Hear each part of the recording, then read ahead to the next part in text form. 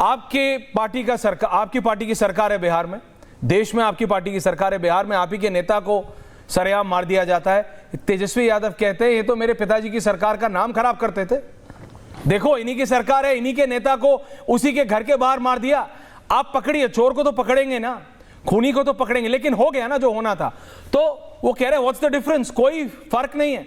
वो कह रहे हैं देखो, वो ये कह रहे हैं देखो इन्होंने अभी इस समय नीतीश कुमार आपके साथ हैं, कल किसके साथ थे, उसके पहले दिन किसके साथ थे, 4 दिन पहले किसके साथ थे। नीतीश कुमार के बारे में ये मेरे को ट्रैक रखना थोड़ा मुश्किल है, लेकिन मैं ये कह रहा हूं, वो कहते हैं कि इन्होंने लिकर बैन किया, लिकर बैन करके इन्होंने ड्रग्स बिहार के अंदर घुसा दी, ये आरोप है। वो कहते हैं लिकर बैन करना था तो कायदे से करना था, और ये रियलिटी है सुधांशु जी कि लिकर बैन किया तो है, लेकिन बिहार का कोई ऐसा जिला नहीं होगा जहां शराब नहीं मिलती है।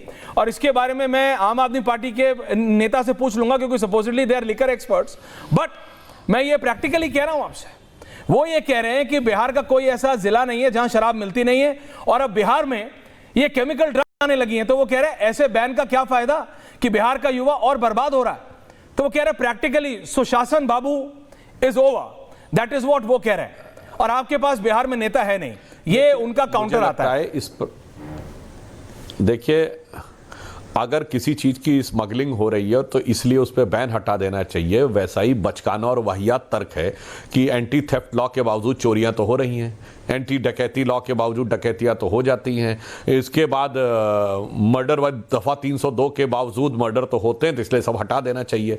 मुझे लगता है ये वही लोग कहने का प्रयास करते हैं जिनके दिल के तार कहीं ना कहीं अपराधियों से मिले हुए होते हैं, और अभी आपने उत्तर प्रदेश विधानसभा में भी उसका एक सिग्नल देखा था।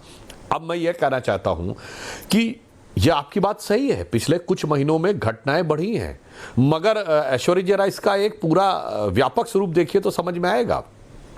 जैसे ही कुछ विशेष शक्तियां मजबूत होना शुरू होती हैं राजनीति में, आपराधिक और आतंकवादी ताकतों के मंसूबे भी ज्यादा हिलोरे मारने लगते हैं। आप याद करिए लोकसभा चुनाव से पहले जब एक वातावरण सा बनने लगा था इन लोगों का कि नहीं साहब बीजेपी की सरकार आएगी नहीं आएगी, इस तरह का माहौल, याद करिए दिल्ली के स्कूलों में थ्रेट आने शुरू हुए थे कि नहीं, एयरलाइंस को बम थ्रेट आने शुरू हुए थे कि नहीं, और चुनाव के बाद भी आते रहे। अब इसे महज संयोग मानिए या इसके बीच में कोई प्रयोग मानिए कि पहले हरियाणा फिर महाराष्ट्र और दिल्ली चुनाव के बाद वो जो एयरलाइंस को थ्रेट आ रहे थे सरकारी संस्थानों को, देखिए चूंकि सरकार मोदी जी की थी तो थ्रेट ही दे पा रहे थे, होएक्स कॉल आते थे, उसके बाद वो आने बंद हो गए। तो अपराधियों का नेटवर्क निश्चित रूप से थोड़ा उसके मन में पुनः एक कॉन्फिडेंस आता है कि कहीं ऐसा तो नहीं ये हो जाएगा, तो उस मौके का लाभ उठाने का प्रयास कर सकते हैं, क्योंकि ये मैंने लोकसभा चुनाव से भी पहले ड्रॉ किया। मगर हमारी सरकार ने बिहार में पूरी दृढ़ता के साथ, कठोरता के साथ, आप पूरे 20 वर्ष का शासनकाल देखिए तो लालू प्रसाद यादव जी के शासनकाल और आज के शासनकाल में जमीन आसमान का अंतर, और इन अपराधों में भी जो लोग संलिप्त रहे हैं उनके ऊपर प्रभावी कठोर दंडात्मक कार्रवाई होगी। मणिकांत जी ओपनिंग कमेंट्स। सतीश जी आ रहा हूं, रत्नाकर जी आ रहा हूं, पप्पू जी आ रहा हूं, संजीव जी आ रहा हूं, मणिकांत जी।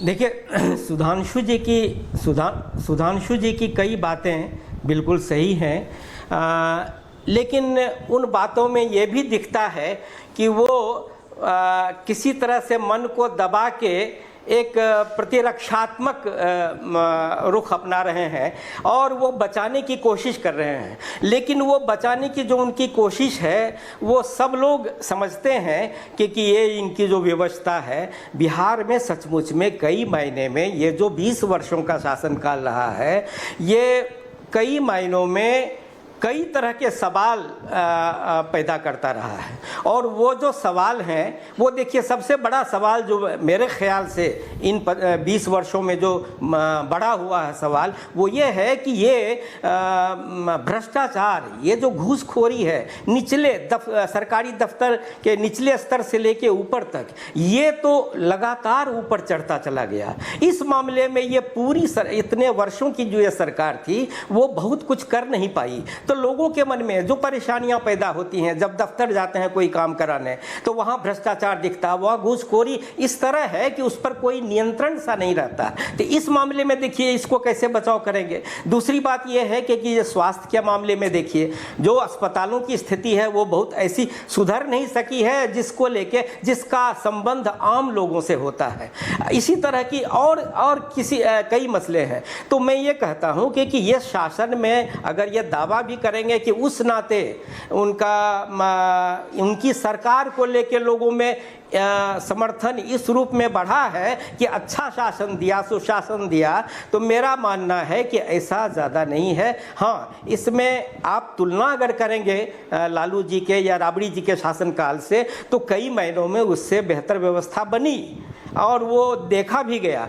लेकिन अभी मद्य निषेध की बात आप कर रहे थे, दारूबंदी की, शराबबंदी की, ये निश्चित तौर पर यह देखा गया है कि सड़कों पर आप शराब पी के लोग नहीं दिखते हैं, कोई मार फसाद करते हुए इस तरह का वो नहीं दिखता है। लेकिन अंदर ही अंदर शराब की जैसे धारा बह रही हो, जो जहां चाहे जिस वक्त चाहे वो उपलब्ध हो और इसमें माला माल हो रहा हो, पुलिस तंत्र से लेके शराब का जो माफिया तंत्र है वो भी, तो ये भी कितना बुरा है, इसको भी सोचना होगा शासन व्यवस्था को ही। तो इस मामले में कि चिराग सामने आई नहीं, पर आपको लगता है कि चिराग, सतीश जी, आपको लगता है कि चिराग या फिर तेजस्वी यादव एक ऑल्टरनेटिव दे सकते हैं? चिराग पासवान ने कहा कि मैं दिल्ली में कहा कि मैं बिहार में एनडीए से अलग हूं, पटना पहुंचते पहुंचते उनके पास कॉल आ गई, उन्होंने कहा नहीं नहीं नहीं ऐसा कुछ नहीं है, मीडिया गलत है।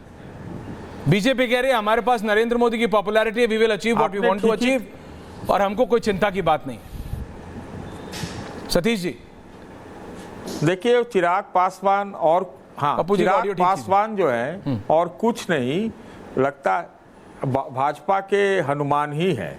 पिछले बार उन्होंने नीतीश का नौका डुबोया था, इस बार सोच रहे हैं कि वो डुबोए हुए नौके के बदौलत थोड़ा ऊपर चढ़ जाए और अभी जो पूरी बिसात जमाई जा रही है नीतीश को डाउन करने के लिए की जा रही है। नीतीश की सरकार तो कह रहे कि वो कौन डबल इंजन की सरकार है, हमको तो लगता है बिना इंजन के सरकार है। ये 20 साल ग्लोरियस ईयर्स होने चाहिए थे बिहार का, जिस तरह से आपने इंट्रोडक्शन दिया। इसमें बिहार क्या कंज्यूमर कंट्री, गरीब कंट्री, गरीब मतलब गांव, मतलब हालत पलायन सब चीज बेकार हालत में है।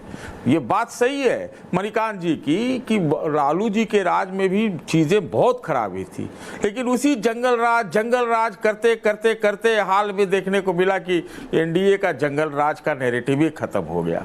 बात यह है कि नीतीश जी कंट्रोल में है ही नहीं। तीसरी बात वो नई बिसात जमाई जा रही है कि क्या किया जाए। अगर कांग्रेस बीजेपी वाले हटा के नीतीश जी को चिराग को ही बना लेते तो शायद उनको फायदा होता। लेकिन मैं एक बहुत महत्वपूर्ण, सारगर्भित और बहुत ईमानदारी से बात कहना चाहता हूं कि जिस प्रकार से 30-40 साल से बिहार में सरकार चली है, बिहार को एक नए मिजाज के सरकार चाहिए, नए मिजाज का सरकार, चाहे वो भाजपा बनाए लेकिन नए मिजाज के साथ। लेकिन ये भी तो जातीय पर उतर गए, भी कास्ट काउंट पर उतर गए। यही सुधांशु जी कितना डिफेंड करते थे कि हम लोग तो विभाजनकारी हैं, ये सब नक्सल है, फला है, अब ये भी जात गिनने में लग गए। ये बात भी सच है कि खिड़की खिड़की वहां जात का कंसिडरेशन है, लेकिन बिहार का भला नहीं होगा। 12-14 कितना करोड़ लोग हैं वहां भाई, नौकरी है नहीं और अभी भी रोजगार से ज्यादा वहां नौकरी की पूछ है। आप शब्दों को अलग अलग कर लीजिए। सुधांशु जी देखिए, इस समय ये कहने के बावजूद कि इंडियन ब्यूरोक्रेसी में, डॉक्टर्स में, आईएएम में, विदेश हो देश हो, बिहार का एक बहुत बड़ा योगदान है। मैं कह रहा हूं कई सर्विसेज तो ऐसी हैं और वो ऑफिसर जो देश चला रहे हैं 50% से ज्यादा उस स्टेट से आते थे, ग्रेट स्टेट ऑफ बिहार। लेकिन उसकी हालत क्या है? आपकी भी डबल इंजन की सरकार कितने समय से वहां है? नौकरियां, डेवलपमेंट, आईटी सेक्टर, कुछ तो गया नहीं। बेसिक इंफ्रास्ट्रक्चर तो अभी भी कई गांव ऐसे हैं सुधांशु जी जहां कहने के लिए बिजली गई है 24 में से 24 मिनट आती है, ताकि आप टेक्निकली ना कह सकें कि बिजली नहीं है।